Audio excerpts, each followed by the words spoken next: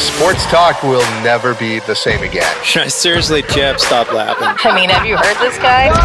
This is the Raw Mike Richards Show, brought to you by Cassock Wealth Management, CIBC Wood Gundy, on Sportsnet 960 The Fan. Welcome back, C-Town. Another edition of Raw Mike Richards, heard right here on Sportsnet 960 The Fan. And of course, if you subscribe to where you get your podcasts, I'm always suggesting make it Spotify. This is basically a TV show now, and you're going to want to see it today with a lot of the people that we're talking to. And one great surprise for me personally. One, of course, Pierre McGuire, right in the thick of things as the NHL first round of the playoffs explode out of the gate. Some fisticuffs. There's a lot of nasty in this first round and some weirdness. You're not going to get a stranger goal in Buffalo. Just ask Ukko-Pekka Luukkonen. He really was not a fan of the backhanded lob shot from center ice, but just a whole bunch of strangeness. We'll also talk to a man who's trying to retire. You know, they keep kind of, every time they get you out, they pull you right back in. That's Scott Oake from Hockey Night in Canada, his show, of course, After Hours. I didn't realize that he's been around for 50 years. 50 years. And I just wanted to talk to him because he's always been a big fan of the show. And, you know, we don't get a chance to talk like we did. And certainly what he's going to do with his life, which is going to be very involved, very busy. And he's always been one of the real good guys. And not a lot of those guys left. So him retiring, I wanted to have Scott on the show. And then a really cool thing happened. Since I've known this young man since he was born, Brendan Stewart. Yes, the son of my good friend, Jeff Stewart, Stu Ball from the Bridge. A remarkable story of how he's gotten into the art of designing goalie masks. And who's the first, real big client? It's a big one. It's the Colorado Avalanche. And it's Scott Wedgwood. They reached out via Instagram. You'll hear the story a little later on in the show. And he is now wearing a Stewmask, as he calls himself. What a great story. And it's so nice to see when your kids and your friends' kids, you know, they make that real big delve into what their future is going to be. And his future could be really bright. Not a bad place to start, considering the mask of the possible Stanley Cup winners, the starting goalie, is wearing your mask. Taking a look at what happened again this week, NHL playoff toughness. You know, there's a certain age group, and I know which one it is, that has talked for a long time about the NHL being a softer league, that it's just not tough anymore. The players aren't as tough as they used to be. Well, that's real perspective. In some ways, that's probably a little inaccurate. I understand why they say it. It has more to do with the way they call the game, the infractions and the rules, and what is protected on players now, which of course wasn't before. So it's deemed that the guys aren't tough. Have you ever stood beside one of them with their 0% body fat, their 6'6" frame? Trust me, if you put today's young hockey players standing beside the guys that we idolized in the 70s, you're not taking the latter team. You're just not. In fact, you may not know what sport they actually played if you put them side by side. These are phenomenally fit athletes that given the chance, they'll take a chance. And that's what you saw in series like Montreal, Tampa Bay. You know, I get that, you know, people might not be used to Tampa Bay being the villain. As Coach John Cooper said, you know what? We don't mind being the villain. But that's a coach who knows just what to do in order to win. John Cooper is unbelievable. We'll talk to Pierre McGuire about that. Also, other series that sort of surprised me, that, as I mentioned, that second game in Buffalo, Boston does what Boston always do. You know, even in the years where we thought they would go to a Stanley Cup final or even win a Stanley Cup, when you're talking about players like Marchand and even still Pasternak or in the day Lucic, like, what did you get? What did you play? You more or less played the entire team. You played all four lines, and they were kind of like a bunch of Fonzies.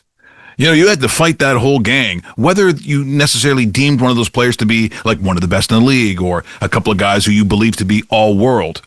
They normally have had good enough goaltending, and then they're just going to try to grind you out. The thing that surprised me about the Buffalo series is that's what Buffalo has done. Buffalo did not do it in Game 2. As I will probably mention to Pierre, I thought they kind of got dog-walked in that game. They got behind. Now, again, up 4 goals, it becomes a little goofy towards the end, but they don't have the luxury, no one does, in the Stanley Cup playoffs of throwing out a gimme, because that was. And players like Sam Carrick, yeah, I'm a little biased, grew up with his family, know him very well, him getting hurt just before the playoffs, but he's the kind of player that they need. So I hope he heals. I don't know how fast it's going to be, but those are the kinds of guys they're going to need. The other thing is, we talked earlier about the Sens and the Hurricanes, what kind of series would it be? Well, there's just some strangeness about that. They're going to come back 0-2, that is the Sens, but in the same way, I really think that, that game and the games between them, as I said, you take a look at some of these series. Montreal will be okay coming back, and if you told them before the series started, coming back, splitting one apiece on the road, almost every single team is going to be happy with that. But it is the toughness that is sort of showing up. The Minnesota-Dallas series isn't for the faint of heart. And I got to be honest, there are some years where you see the first round and there are certain teams that get excited and they're getting bounced. Like a guy bringing soup into the French maid. You're not staying. I take a look at, probably Philadelphia, Pittsburgh, unsure exactly how long that series goes. But the discrepancy and the small margin of error that you have right now in the NHL is why I say not only is the NHL sort of an extremely balanced league, maybe the most parity of any league I can think of almost in the world, but the Stanley Cup, as I've always said, is the toughest tournament in the world to win. You just don't have the time to make mistakes, and you don't get any sort of spare time to have a make good. It just doesn't happen. And for a lot of teams, how does a really good team get swept? Easy. It's easy because the difference between the worst team in this league and the best team sometimes is one bad shift. You're listening and watching Raw Mike Richards right here on Sportsnet 960 The Fan. As this show will air after the NFL draft, we are assuming the most I would say, in terms of anticipation of the number one player, of course, is going to be Fernando Mendoza. That could have been done probably back, I don't know, in January. Could have been done after they win the national championship. I believe, and again, because this is taped, I'm sure he's doing it from his home. It's who he is. Like you have to credit that young man of what he believes to be important and his family first. So I'm pretty sure he's not going to be at the draft when his name is announced. He's going to be with his family. There's something you really got to like about that. Now, after that, it becomes to me a real question and almost a painful one. With teams in New York.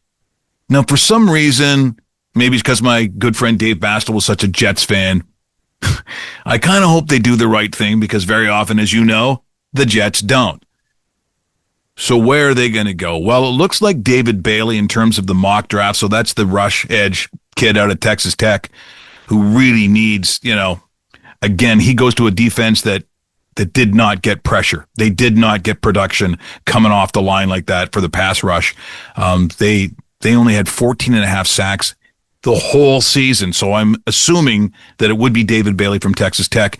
They think that perhaps Arizona, now this is where there could be some trades. We don't know at this point. It could be done by the time I talk. But Jeremiah Love out of Notre Dame, the Cardinals taking a running back. So this could be a trade down spot depending how it goes. I mean, Jeremiah Love is the real deal at Notre Dame. But is a running back what they need in Arizona? I'm not so sure. You look at the Titans, who they'll probably visit the defensive garden that grows in Ohio State. They got a lot of them. Sonny Styles is going to be another one. And if that happens, then you're going to look at another edge rusher out of Ohio State. That is Orville Reese. So does he go? Is it basically both in New York? You find guys who are going to come off the edge where they need pressure. At least the Giants have something. With the Jets, I don't know. But again, the pain of the Jets and the Mets. What's with the Mets? And there's Bo Bichette flailing away. You know, I know there's a lot of, for some reason, Bo Bichette haters out there. They're probably not hating how the season is going for the Mets, which means, quite frankly, it's not. Looking at our good friends as we come up almost a week away from Puckapalooza, that, of course, from DKI Calgary, my good friend Lori, we did a couple of videos, and we're going to do lots of fun things that weekend at the Flames facilities. And that, of course, is for Ronald McDonald House Charities. So if you can't make it down, I'm going to be there on Saturday. If you want to come down and see an idiot live up and close, come see me on the Saturday, because I'll be doing a lot of stupid stuff, but hopefully raising a lot of money for what is a great cause, Ronald McDonald House Charities.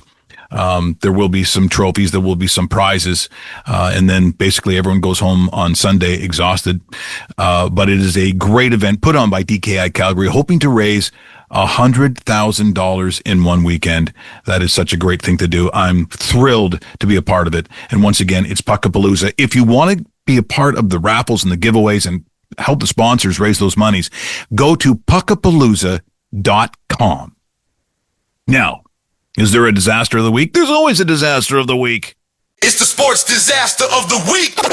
This the sports disaster on Raw Mike Richards of the week. Yes, the DKI Calgary disaster of the week. There's a little bit of foreshadowing here. And I know what you're saying, Mike. What is this foreshadowing you talk about? Well, that's for all the literary fans out there, which I know equals Schneero. Like my audience are book readers. Come on. The disaster of the week is really the New York Mets. I don't know where else you go. I mean, yeah, I could look at the bad goal in Buffalo, as I mentioned beforehand. But that was a fluke. Like, I think if it's a disaster, you have to be consistently bad, which the Mets have cornered. A historic 12-game losing streak. 12. That's the franchise's longest since 2002. Dropping their record to a league worst 7-16. The skid featuring a 5-3 loss to the Twins on the 21st. So we're going back. So, wonder how that feels for owner Steve Cohen. I'll get to him in a second. So 12 consecutive losses dating back to April the 7th. Remember that? It's the longest for the club in 24 years. 7-16. That puts them on pace for 113 losses. Now, the troubles with not only offensively, but runners in scoring position, they're hitting a 161. That's the first time in Major League Baseball history a team has had a winning record the previous year and started with a 12-game losing streak in April. It's tied for the 6th longest in club history. These are not great marks. This is a unmitigated disaster. And if you're Steve Cohen, who doesn't really care about, getting hit with the tax, when it comes to spending, are you going to get the extra super duper tax? He's like, yeah, don't worry, we'll win. Is he not married? Because any other man I know that spends a lot of money or anything that isn't particularly successful, there's trouble at home. You mean he's sitting there in the house and he doesn't hear, Steve, I thought you said this team was going to win this year. Shut up, you. And there's the play. End scene. Coming up, we're going to talk to Steve. Leave me alone, you old bag. Coming up next, Pierre McGuire. That first round of the playoffs. How's he see it? Is it working out? Because it has been some crazy stuff and some great stuff. Stay tuned. Raw Mike Richards will be right back. Brought to you by Cassock Wealth Management, CIBC Wood Gundy. For over 40 years, Calgarians have trusted DKI Calgary when disaster strikes. From fires and floods to legendary hailstorms, our all-star team delivers rapid response and proven restoration excellence to residential and commercial customers. As the premier restoration provider in Calgary and Southern Alberta, we're the partner families, businesses, insurers, and property managers count on. When the unexpected happens, trust experience. Trust DKI Calgary, restoring homes, businesses, and peace of mind for more than 4 decades. Your financial future deserves personalized support. At Cassock Wealth Management with CIBC Wood Gundy, we use a data-driven approach that takes the emotion out of investing to help you stay on track towards reaching your goals. Whether you're growing your portfolio, planning for retirement, or preserving your legacy, our experienced team can provide you with the customized solutions and trusted guidance you need to succeed. Call us at 403-508-3230 or visit our website, www.cassocwealthmanagement.com. Brought to you by Milan Cassock, investment advisor with CIBC Wood Gundy. CIBC Wood Gundy is a division of CIBC World Markets Inc., a subsidiary of CIBC. This is the Two-Man Advantage with Pierre McGuire on the Raw Mike Richards Show. Brought to you by Spalumbo's Fine Food and Deli. Food made with love for the people you love in the heart of Calgary. And as always, boy, I'll tell you, it's fast and furious in that first round of the NHL playoffs. We need to go to our good friend Pierre McGuire. Two-Man Advantage brought to you by Spalumbo's. Man, the fireworks are going off, Pierre, everywhere. I mean, look, and let me just say something. Growing up, you and I have seen a lot of different versions of the NHL. We had different conferences. We had different names for conferences. You've gone through different power structures over the years. And there are some times where I probably take a look historically and go, the first round of the playoffs, you can kind of move the chess pieces around. We know what's going to happen. There's a predictability because there were such giants of the time, whether it was the Oilers, the Canadiens, or, you go through the eras. Not now. Not now. This is a fist fight. It literally. Well, it's really smart take by you, Mike. Number one. Number two, why do we have that? The biggest question is nobody wants to answer or ask is why do we have it? We have it because 05-06, we got a salary cap. We haven't had expansion in a very long time. So the talent bucket is full around the league. We've never had resources for players like we have right now. California produces players. Texas produces players. Florida produces players. Carolina produces players. All these non-traditional hockey markets produce players. And all of a sudden you got players all over the world. I watch junior hockey. I watch college hockey. I watch minor pro hockey. I've never seen hockey deeper. And I've had a long talk with some pretty significant people, decision makers in the NHL, and they ask, is there enough talent for more expansion? I'm like, are you kidding me? There's way more than enough talent. Part of the problem is the American Hockey League and the East Coast Hockey League is so good right now that it's hard for kids to get jobs. I'm not kidding you, and sustain their jobs. Porter Martone's a great example. Porter Martone leaves junior hockey in the Ontario League, goes, plays 1 year at Michigan State, adds 12 pounds of muscle mass, Mike. And now everybody's like, wow, where did this guy come from? Like, he's a dominant player in the playoffs, and he's never really played in the regular season until this spring. So it just showed there's plenty of talent out there. There are a lot of really good players, and I think the future of the league is amazingly bright. As we've mentioned on this particular segment, Pierre and I, we don't go over. Pierre has no idea what I'm going to ask. We just turn the microphone, the cameras go on, away we go. My second question, what do you think of Porter Martone? That was the second question. Mike, he's special. I give Danny Pierre and the scouting staff in Philadelphia a lot of credit. Keith Jones as well, the president of hockey operations there. There were question marks about whether Porter was going to be quick enough. Well, he's more than quick enough. There were no questions about his shooting because he's never seen a shot he doesn't like. It's a little bit Jordan-esque in basketball. Mm-hmm. I know Michael never saw a shot he didn't like. Give him the ball and he's going to shoot it. It's the same as Larry Bird. Give him the ball, he's going to shoot it. Same Porter Martone. Give him the puck, he's going to shoot it. And more times than not, he's going to make a really good play happen at the net. It reminds me a lot of another young player who plays out in Utah by the name of Dylan Guenther. So you start looking at all these young guys, just to the point, Logan Cooley, all these kids coming along. It's pretty amazing. That Slavkovsky kid in Montreal, it's the same kind of stuff. We've got so many young players, whereas when Crosby and Ovechkin took over for Lemieux and Gretzky, that was about it. We didn't have much more than that. Right. Now you got all these guys. You got all these, and I haven't even talked about Nate in Colorado. I haven't even talked about, obviously, McGuire in Colorado. Haven't talked about the greatness of, Connor McDavid, Leon Draisaitl. Like, you can go around the league. It's a potpourri of amazing star power. It's phenomenal. It really is. And now, for the years that I spent in Calgary, so being Mountain Standard Time, you're seeing both, the Pacific. You're staying up, you're watching a lot of the games in the East Coast, Eastern Time Zone. But what I find now, being back, in the East, where you start to get that bias, like a lot of us for years, we don't get out of the Eastern Time Zone. You don't see some of these, and even names that you should know, like watching Panarin last night. You're like, you just forget how good some of these guys are, and he continues to be good, Pierre. Mike, what a good take. Think about Cutter Gauthier, Artemi Panarin, Leo Carlson. Look at, obviously, everybody knows Celebrini because of the Olympics. Will Smith. That whole, you and I used to talk about it, Vancouver, Calgary, Edmonton, the Bermuda Triangle of the National Hockey League. Well, now it's not a triangle. It's a straight line. San Jose, LA, and Anaheim. How nasty is that going to be? And then you put a little Utah in there, and then you put a whole lot of Vegas in there. And all of a sudden you got 5 teams, and it's almost like a rectangle. And it's going to be scary to go out there because all these teams have really good young players, and they're going to be good for a long time. I'm going to add another name, watching, Barbashev.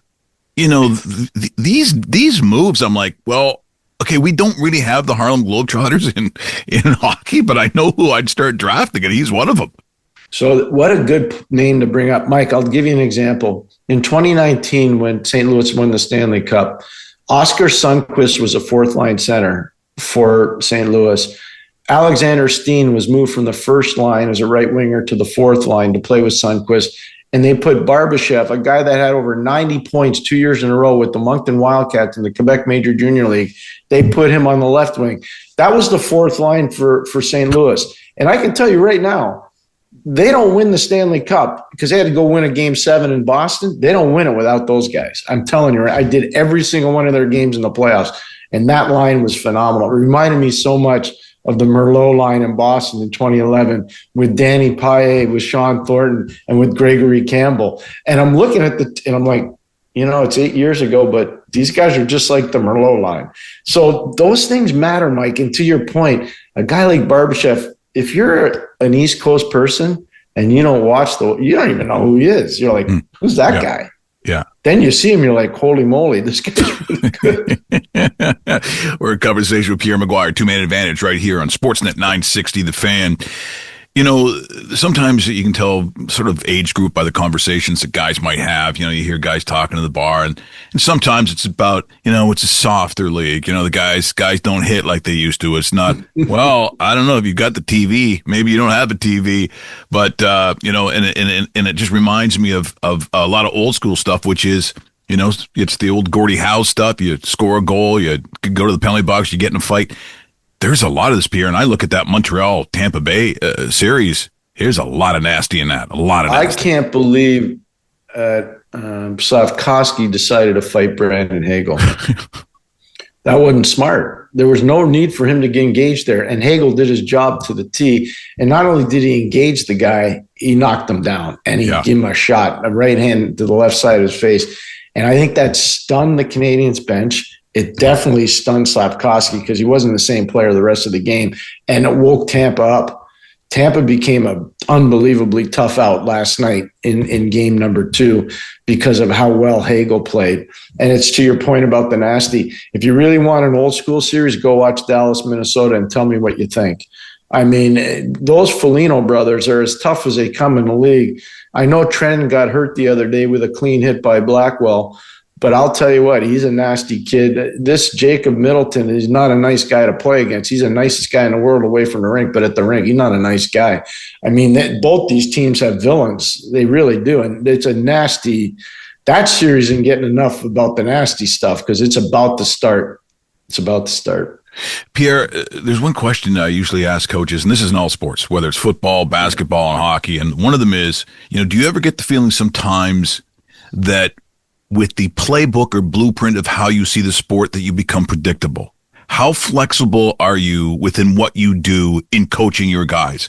And Coach Coop said last night, I don't mind playing the villain. Well, a lot of people wouldn't think he's got that would come from his playbook, but he's a cerebral guy. He's a high IQ person, whether it's hockey or life. And he understands if he's going to get to someone, he will figure this thing out. To your point, what you just talked about, Well, let's try to get the big guy into a fight. Let's try to get one of our guys to give a shot into them, and let's ripple this thing right up their spine. Well, that's what Coach Coop did.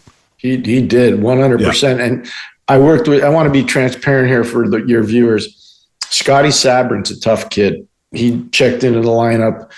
Coop wanted him in there for a reason, nuclear deterrent, to keep Jack Guy and Struble and some of the other Montreal Canadiens guys under wraps, because he knew there was going to be a lot of post-whistle stuff, Mike. So he puts him on, and Sabrin takes a bad penalty. They eventually kill it off, even though they got lucky because Lane Hudson, hits the goalpost at the tail end of the Canadiens power play near the end of the game. But I will tell you, Sabrin will be in the lineup as long as Coach Cooper wants him, because he knows one thing. He can deflate whatever negative energy there is in the game. He can deflate it for Tampa. So you're right. He knows. He's not afraid. There's two trained attorneys that coach in the National Hockey League. One is John Cooper, and the other one is Peter DeBoer. Pat Quinn used to be. The late Pat Quinn was an attorney as well.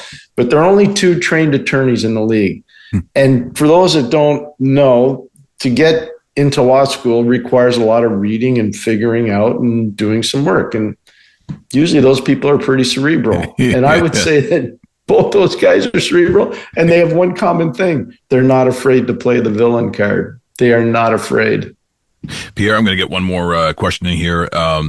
Sort of stunned as the Sabres are there's a lot of phrases. I guess you dog walked. You could talk about what the Bruins did in game number 2, or I was a little surprised because the Sabres, they're going to give you a real pushback, and boy, the Bruins just, aside from the fluke goal, which is deflating, but they just couldn't get it back in that game. No, they couldn't. That was a tough play. When I was a kid growing up in Montreal, they had a defenseman named J.C. Tremblay, and he would get to the middle part of center ice, and he'd work on that, and he'd flip it way up in the air, and it would bounce in 2 or 3 times a year. He would score goals like that. Now he'd do it on his forehand. Morgan Geekie does it on his backhand. And I know he got almost 40 goals this year. That's the easiest goal he scored all season. It ain't even close. That was a tough play for Ukko-Pekka Luukkonen. I feel bad for him. He's been tremendous most of the season, and then the playoffs to start. Buffalo's got to get their identity back, Mike. They didn't push back last night. They're going to have to get that back. That goal deflated the crowd. It deflated the team, and you can see Boston kind of surged because of that. And so now it's their turn, Buffalo. If they want to make it a series, they got to go into Boston and push back. Yeah, they're going to have to do it quickly. Pierre, thanks so much for this morning. Always appreciate it. We'll do it again next week. I can't wait. Thanks, Mike. Really appreciate it. Raw Mike Richards will be right back. Brought to you by Cassock Wealth Management, CIBC Wood Gundy. If you ask the Calgarian what defines the city, for many, they just might say Spalumbo's. It's the kind of place where food and family are the same thing. The huge deli sandwiches matches the size of the owner's heart. They're big. The porchetta panini might be just the best thing you'll eat all year. Spalumbo's Fine Foods and Deli, 1308 9th Ave Southeast, making anyone who goes through those doors feel like family for over 35 years. With Miele, you can always expect the best. Because the best means simplicity that delights, innovation that makes life better, and products that never let you down.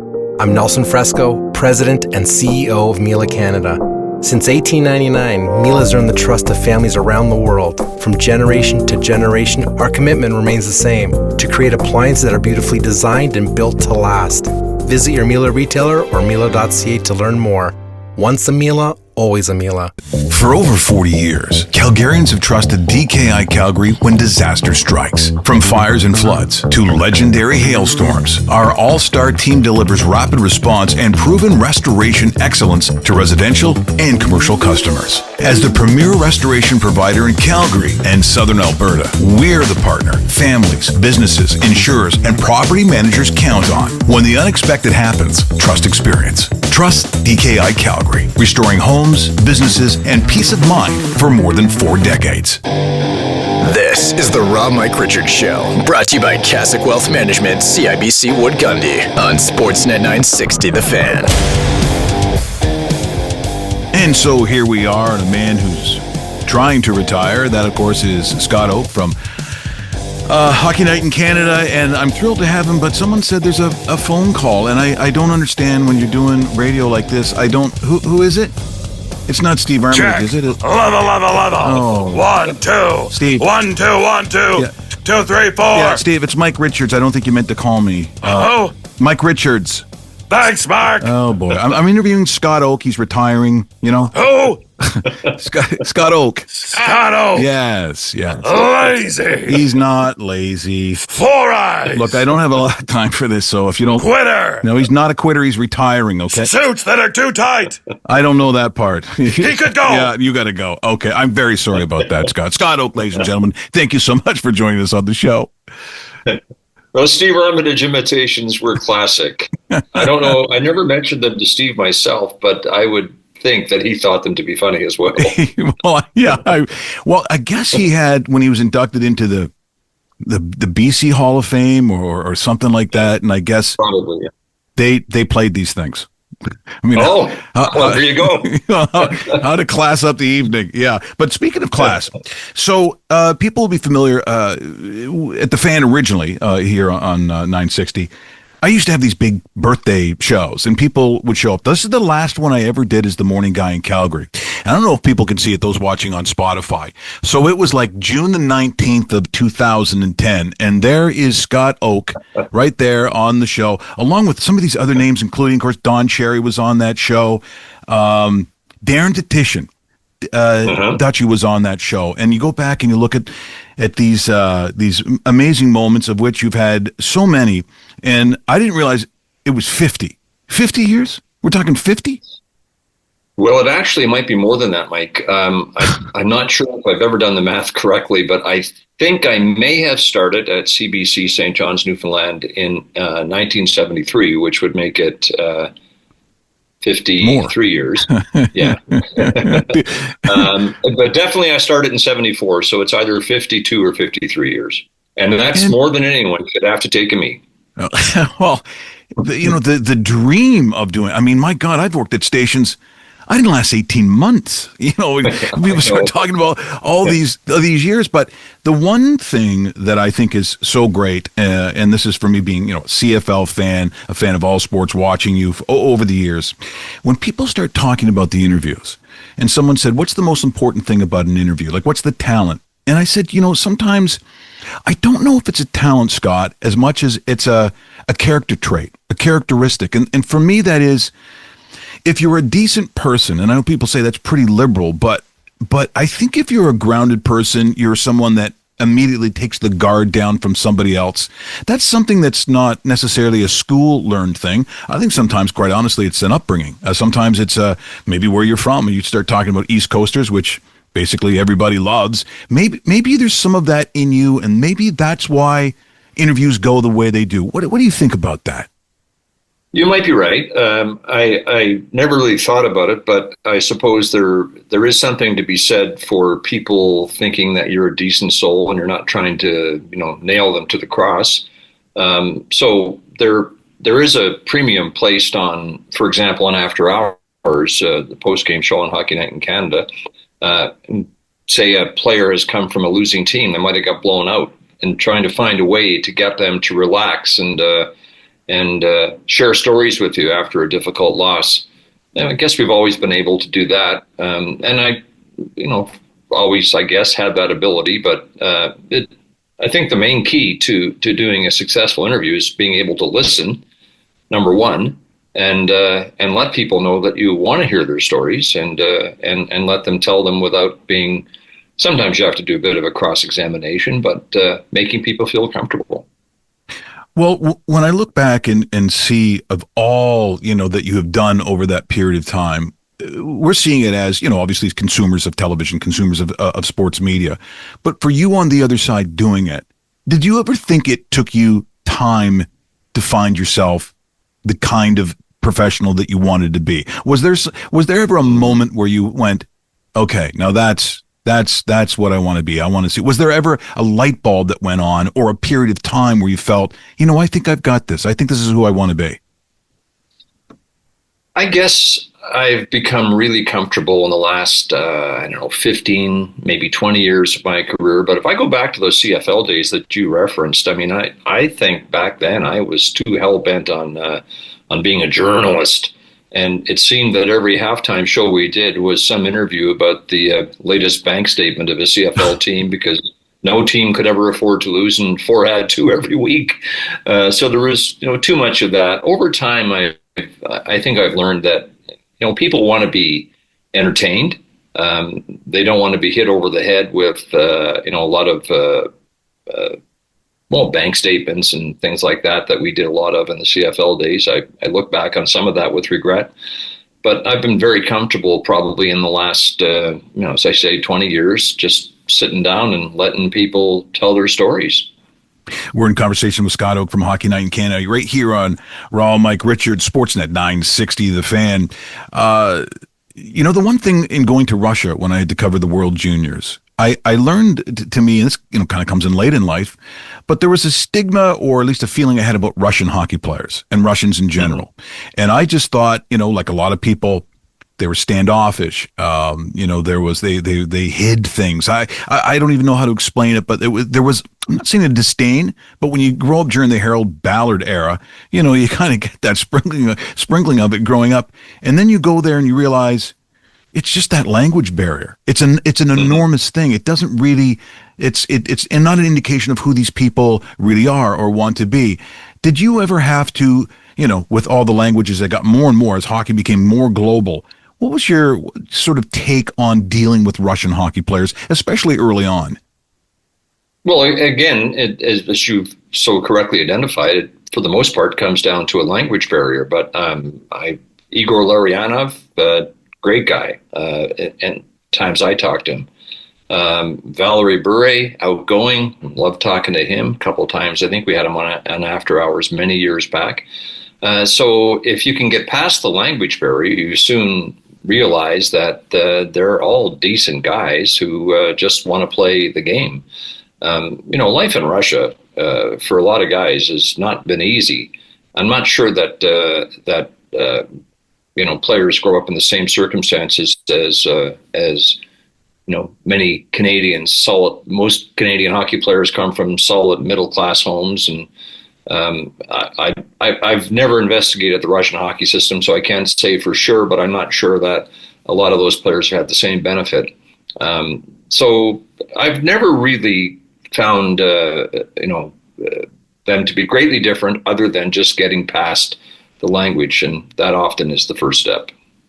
Well, you've been surrounded by so many great ones. I remember it, strangely, almost within, there's two of them within the last almost month of their lives. I started to feel like the angel of death at one point. But Don Chevrier, so Chevy came on the show, and he was so good. Chevy came on the show, and Don Whitman. And there are times where if I'm just watching a game and an announcer hasn't jumped in, let's say it's from Winnipeg or it's a game in Western Canada, Don's voice is something that stays with me. I'm obviously an enormous CFL fan, but boy, you sure have had the ability to and the opportunity to work with some real great ones. Well, you've singled two of them out, and Whit for sure. I came to Winnipeg in Christmas of 1975 to replace Don Whitman on the local sports, as he was going to work full time for the network, and I eventually did that myself. But Don became a great friend and a mentor of mine, and I learned an awful lot from him. Principally, I would say preparation, be prepared. I would watch Don getting ready for any event, whether it was a hockey game, curling, whatever it happened to be. And his attitude was always, you're far better off to have too much information than not enough. So, probably 50% of the stuff that he had ready to go on the broadcast might have got on the air. But he was never unprepared, and that was a lesson that he got through to me, and greatly appreciated.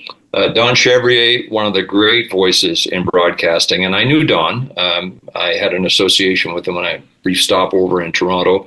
A great guy, and gone far too soon. But he also left his mark in sports broadcasting. Those two, I would say, Mike, were two of the greatest broadcasters ever in this country, if not all of North America. Now, I was told by Steve Simmons years ago, I guess he was at some function that Bob Cole's daughter was at. Bob Cole, because I guess Bob wasn't a huge fan of the different ways that I would use his voice, in particular the very popular game show Bob Cole, Chicks I Like. And she said to Steve, goes, We think our family thinks it's the funniest thing ever. The fact that you go on and, oh, let me tell you, here's a broad I like. And he goes, oh, I wouldn't say broad. And go, yeah, we know, Dad. It was just the way. But those voices. I mean, people say, well, are you making fun of him? I said, I'm using his voice to do comedy. I've not met the man. I would have loved to have met him, but you're telling me that is not one of the most substantial sports voices that has ever existed in Canada? Because listen, I miss Mike, it. imitation is, as you know, is the most sincere form of flattery. When Bob and Harry were at their peak, there'd be junior hockey players on bus rides all across the country doing Bob and Harry. And I was around for a lot of that because when I started full-time on Hockey Night in Canada, I did a lot of games in Toronto with Bob and Harry, and it was a real treat to be around them. Bob's voice, signature voice, obviously the soundtrack of hockey for a lot of Canadians. We used to actually, amongst ourselves, do Bob, and once in a while he'd hear us doing it, and he'd turn around and say, "Oh, I'm mistaken, that's me you're doing there." I can share this with you, and I'll have to dress it up a bit, but when Bob and Harry were doing a playoff series, Bob always was, respectful of the game, and he wanted a good competitive series. He wanted them to go along. And after the first game of every series, he would turn to Harry and he'd say, "Harry, we're screwed." And he never said screwed. "Harry, we're screwed now. She's going 4 straight." and what are we going to do? And Harry used to say to Bob all the time, "Don't get greedy. Count on 6. Anything after that, you're being greedy." I remember so many expressions that Bob had, some of which I can use on the air and others I can't. But, his signature voice. One of our stats guys, Jason Murdoch, actually got a website or an app. It was an app with Bob's voice on it. You could call up any one of his signature expressions, like "they're going home," or they're all on there. I don't know whatever became of it, but I mean, that was the extent to which people, recognized his voice, that Jason got that going for a while. Well, only once did the legal thing come into it because I was voicing it before he got, I guess it was one of those McDonald's ads, where you collect the cards or you do whatever. Well, they decided, I guess, just to bypass Bob, and they just go to Richards, So, collect them all. You'll see them. You'll win them. And I guess my agent got a call and said, "Yeah, I don't think we can. I don't think we can do that." And then Bob got the job, and then he got the job.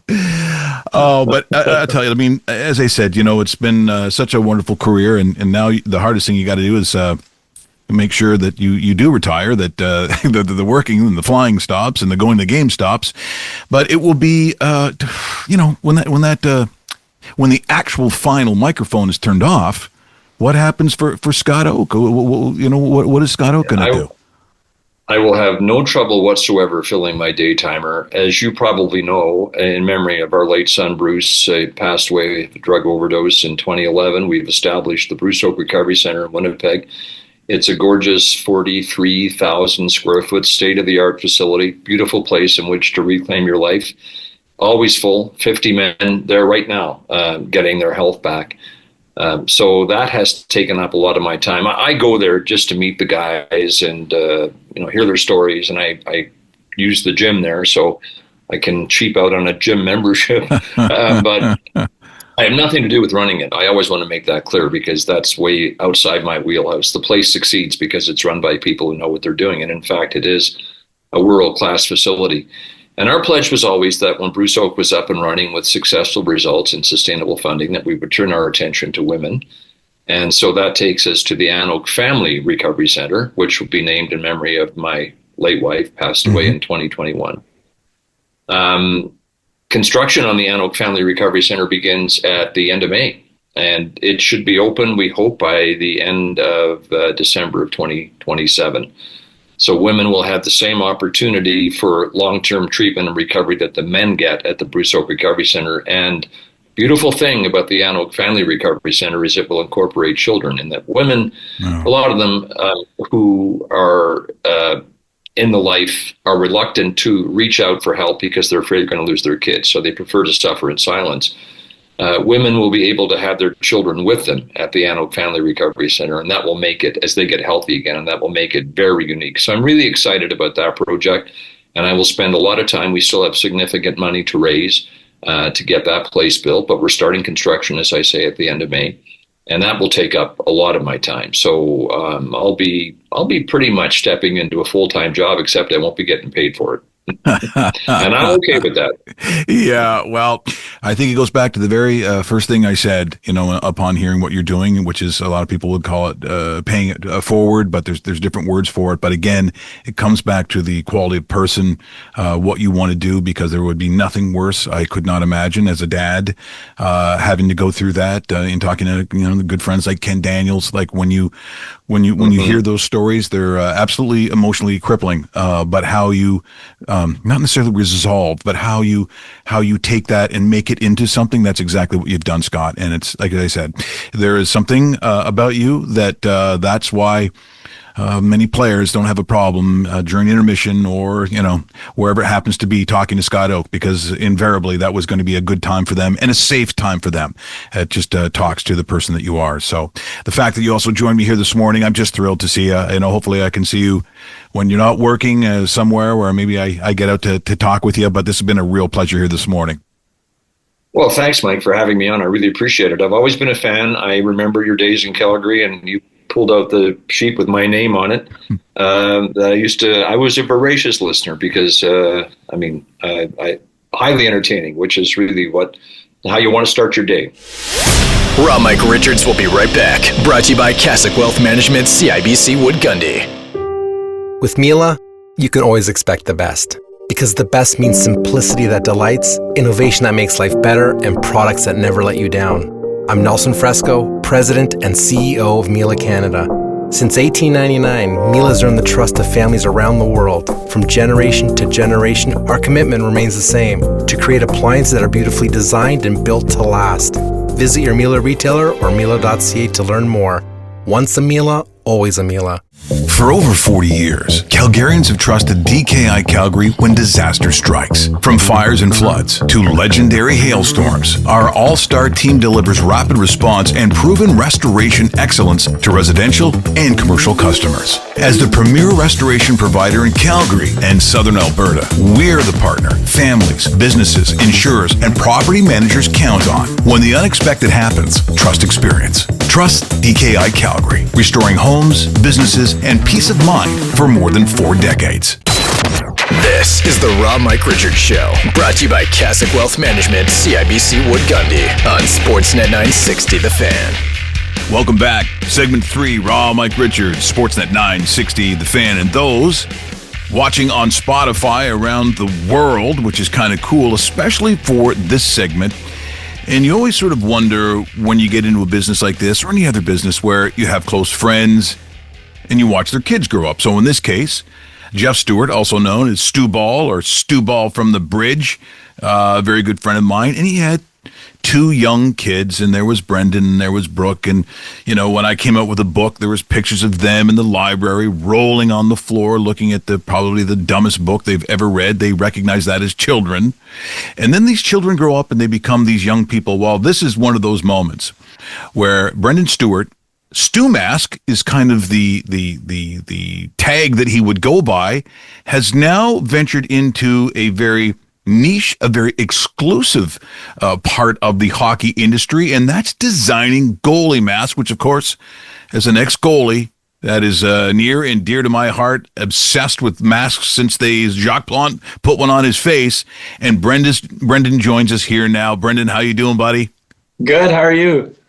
Well, all of a sudden, it just kind of exploded, and you must be, pretty much the most famous person in Coaldale or Lethbridge, University of Lethbridge. You're walking around, you're the Brad Pitt now of Lethbridge. That's what I understand. That's what I hear.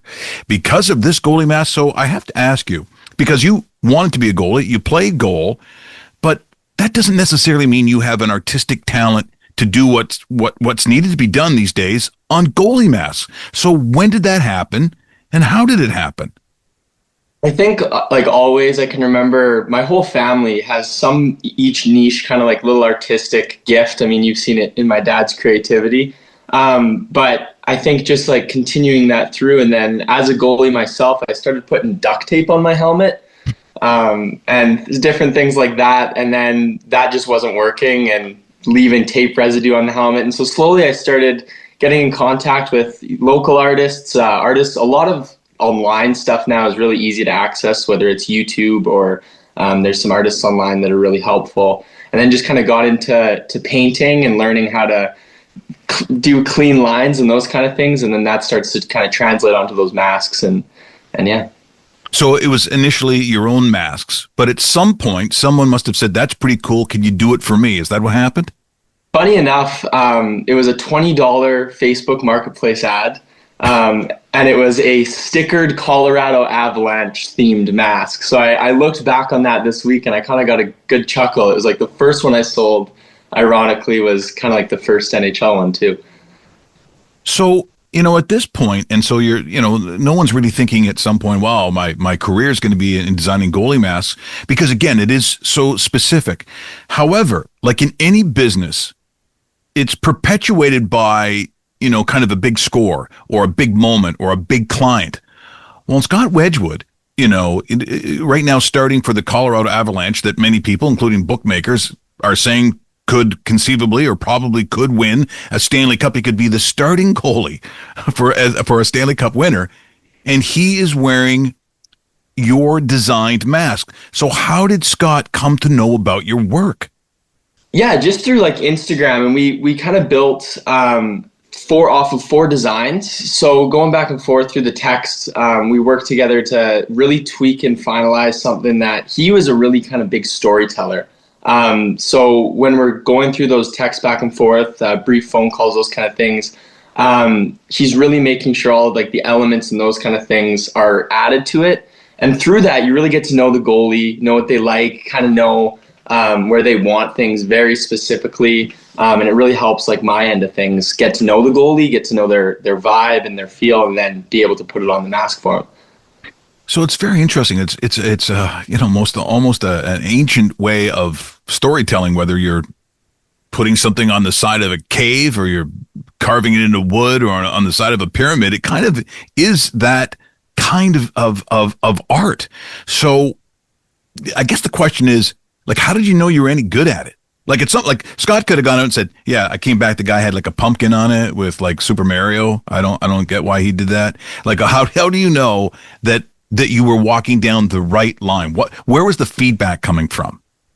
I think after like every mask, whether it's like Timbits, little local guys, I love like the beer leaguer guys, love the masks, and even like up to Scott, it's when I can be proud of it, I can hold it and be happy and kind of walk that line per se, but it's when they kind of have that moment of like, oh my goodness, you made it happen. You made like, this is exactly what I thought of. And you were able to put it on the mask. I think that's kind of, those are the moments when you realize that. I mean, still a lot of work to go yet, like to fully define that, it's just the beginning, but definitely seeing those reactions is starting to give me that kind of that feeling for sure.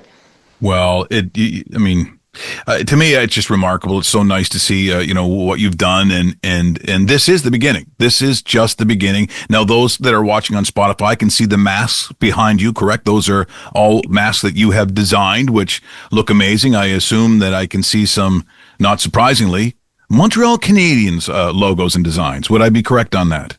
There's a few. I've got a total of 4 artists. I'm a little bit of a collector back there, so yes. Yeah, and even the ones that I collect from other artists somehow end up being a blue, blanc, et rouge. And no maple leaf masks to this point that I can see. You know what? My girlfriend's a diehard Maple Leafs fan, and her family is. So I maybe someday, Mike. Yeah, maybe someday. That's what they say about the team, just so you know. Maybe someday. Yeah. That's a long day away. Well, thank you so much for joining me here this morning. Now, if those who are watching this and want to see this or listening to this on The Fan, how do they get a hold of you? How are they going to get a mask? Right now I'm running my portfolio through my Instagram, at Stewmask. I have a link to my startup website. My email is stewmask@gmail.com, and we do a lot of inquiries and consultations to begin with there. Well, best of luck. I know you're going to do great. The mask is fantastic. There's so much detail in Scott's mask that you literally probably have to be on the opposing team trying to put the puck in the net to see exactly all the work you put into it. I don't know if that happens in the crease where they're trying to jam it in there like, dude, that mask is awesome. Yeah, thanks. You take care, and I'm sure we'll catch up with you again sometime, and probably to announce yet another mask in the NHL. So we look forward to that. Pleasure, Mike. Thank you very much. Raw Mike Richards will be right back. Brought to you by Cassock Wealth Management, CIBC Wood Gundy. For over 40 years, Calgarians have trusted DKI Calgary when disaster strikes. From fires and floods to legendary hailstorms, our all-star team delivers rapid response and proven restoration excellence to residential and commercial customers. As the premier restoration provider in Calgary and Southern Alberta, we're the partner families, businesses, insurers, and property managers count on. When the unexpected happens, trust experience. Trust DKI Calgary, restoring homes, businesses, and peace of mind for more than 4 decades. When it catches your eye around Calgary, chances are we made it. Modern Plate and Label manufactures industrial labels and decals, stainless steel valve tags, engraved lamicoids for electrical, plumbing, and industrial needs. With a dedicated commitment to quality service at competitive prices, we soar above the competition and strive for perfection. Locally creative, locally manufactured. Visit modernplateandlabel.com today. This is the Raw Mike Richards Show, brought to you by Cassock Wealth Management, CIBC Wood Gundy, on Sportsnet 960 The Fan. I'd like to thank everyone who joined us on the show today. As you know, Pierre McGuire is always money for us. Just great analysis on that first round of the playoffs. Nice to catch up with Brendan Stewart, the young man who's making a name for himself in designing goalie masks. Scott Wedgwood from the Avalanche is wearing his mask. Could that mask see a Stanley Cup being raised over its head? It being also the mask and Scott Wedgwood's head. That's a weird sentence I just said. And it all rhymes. What am I, Dr. Seuss? And obviously, Scott Oake, one of the good guys, retiring from Hockey Night in Canada, a 50-year career, but he had just the grace to actually dignify this show and show up and give us a great time. So a wonderful show here today. Make sure you catch us next week. And of course, when it comes to podcasting, as I said, we're on all the podcast platforms, but Spotify is the one you want because basically now we're a TV show, and Lord knows you need to see this. We'll see you next week. Na. Hey. Adios. The Raw Mike Richards Show. Executive producer, Ron Tarrant. For sponsorship inquiries, contact Pure Production at live.ca. Catch up on previous episodes and stream The Raw Mike Richards Show now, wherever you get your podcasts. If you ask the Calgarian what defines the city, for many, they just might say Spolumbos. It's the kind of place where food and family are the same thing. The huge deli sandwiches matches the size of the owner's heart. They're big. The porchetta panini might be just the best thing you'll eat all year. Spolumbos Fine Foods and Deli, 1308 9th Ave Southeast, making anyone who goes through those doors feel like family for over 35 years. With Mila, you can always expect the best. Because the best means simplicity that delights, innovation that makes life better, and products that never let you down. I'm Nelson Fresco, President and CEO of Mila Canada. Since 1899, Mila's earned the trust of families around the world. From generation to generation, our commitment remains the same, to create appliances that are beautifully designed and built to last. Visit your Mila retailer or Mila.ca to learn more. Once a Mila, always a Mila. For over 40 years, Calgarians have trusted DKI Calgary when disaster strikes. From fires and floods to legendary hailstorms, our all-star team delivers rapid response and proven restoration excellence to residential and commercial customers. As the premier restoration provider in Calgary and Southern Alberta, we're the partner families, businesses, insurers, and property managers count on. When the unexpected happens, trust experience. Trust DKI Calgary, restoring homes, businesses, and peace of mind for more than 4 decades. Your financial future deserves personalized support. At Cassock Wealth Management with CIBC Wood Gundy, we use a data-driven approach that takes the emotion out of investing to help you stay on track towards reaching your goals. Whether you're growing your portfolio, planning for retirement, or preserving your legacy, our experienced team can provide you with the customized solutions and trusted guidance you need to succeed. Call us at 403-508-3230 or visit our website, www.cassicwealthmanagement.com. Brought to you by Milan Kasich, investment advisor with CIBC Wood Gundy. CIBC Wood Gundy is a division of CIBC World Markets Inc., a subsidiary of CIBC.